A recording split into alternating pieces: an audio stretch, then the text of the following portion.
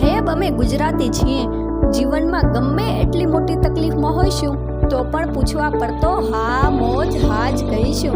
કહેવાના તો અમે વ્યાપારી, પણ લાગણીઓનો વ્યાપાર અમારાથી ના થાય, અને અમારે ત્યાં તો વ્યાપાર પણ સંબંધોમાં પરોવાય. સાહેબ, અમે ગુજરાતી છીએ. અમારે ત્યાં 12 ગામે બોલી બદલાય, પણ લોકોમાં ભેદ અમારાથી ના થાય. તમે ગમે ત્યાંથી આવો, તમને પ્રેમની બોલી ચોક્કસથી સંભળાય.